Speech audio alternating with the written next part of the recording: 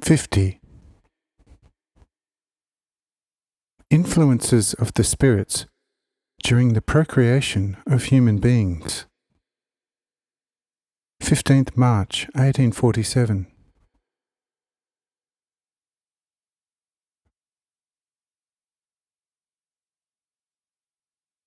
You have already been told so much about the nature of man, his soul and spirit, that you, so to speak, already know almost most of what concerns the whole nature of man. Also, the procreation has already been shown to you in the most manifold way. It only remains to show you the influence of the spirits, which they have in the procreation of man.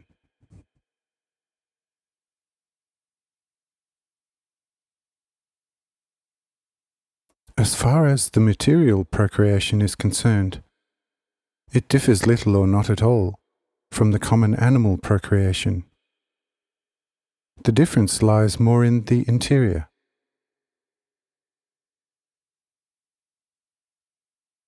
The soul must be naturally already, before the procreation, completely there.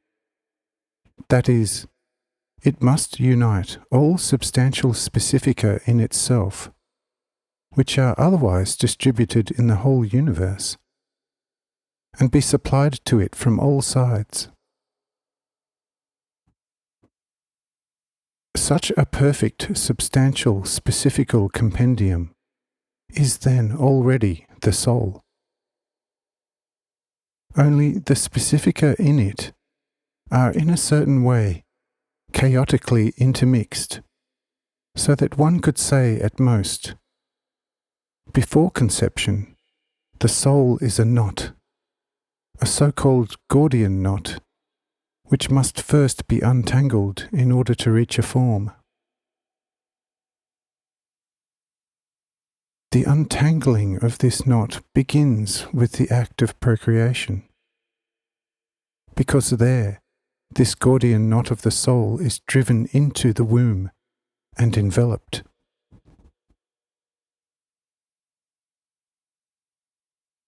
Within this envelopment, the corresponding intelligences begin to recognize each other, to approach each other, and to take hold of each other.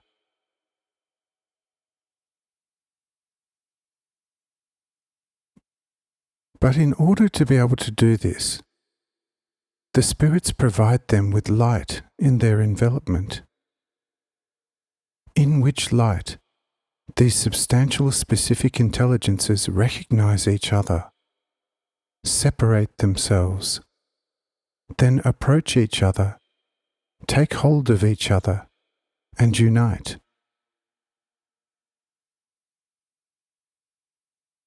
And all this through the compulsion of the will of those spirits to whom this business is entrusted. But these spirits are what you call guardian spirits, and are angels and great angels, who all have influence. And there is no man who does not have at least 3 guardian spirits, 2 angels, and a great angel, over whom a 7th still watches, whom you already know well.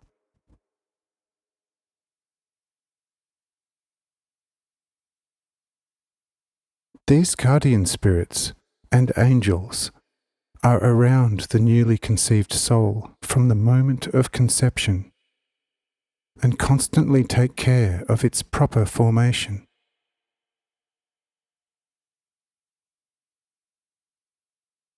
Once the soul has received the human form again in its envelopment, then corresponding specifica are supplied to it from the mother's womb.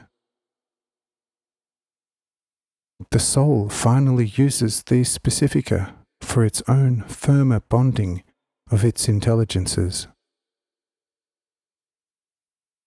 Once this has happened, other and new specifica already flow out of the mother's womb into the place of the new incarnation in the mother's womb.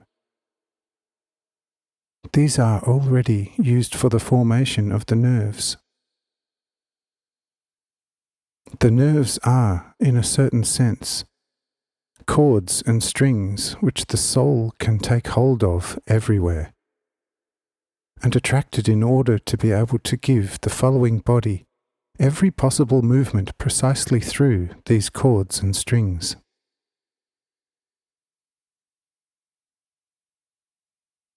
If the nerves are finished in their bases and connections, then already again new properties follow their flow.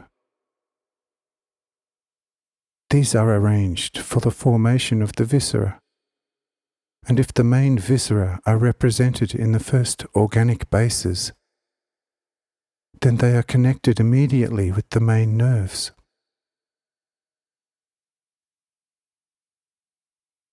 After this work, the complete formation of the intestines begins, with somewhat different specifications. But since most of the nerves converge in the head, mainly in the back head, in which the soul also has its head, the formation of the head begins simultaneously with the formation of the viscera, which is the most corresponding image of the soul.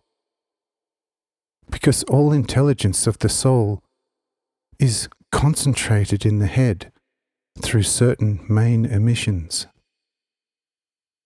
And because the eyes are the most perfect symbol of intelligence, the head, and especially the eyes, will be the first to be seen. For in the eyes, all the emanations of the individual intelligences of the soul flow through each other, and by this very flowing through each other, they form the natural power of sight of the soul, by means of which it can see the outer world inside itself.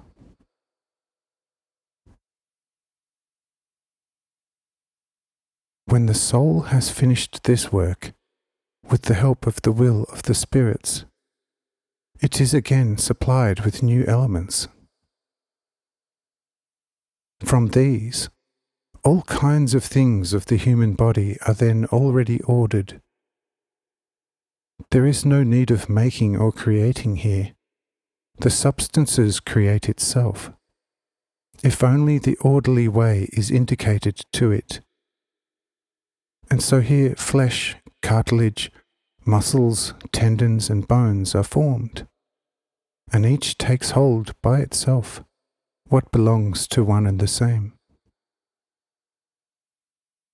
Only the direction would be missed, and therefore also the form, if the spirits did not show the right way to the intelligence specimens through their wise willpower, which can even happen sometimes, when the mother, who carries such a child in herself, sometimes goes to hell in her mind, where then of course my good spirits and angels cannot provide full active company.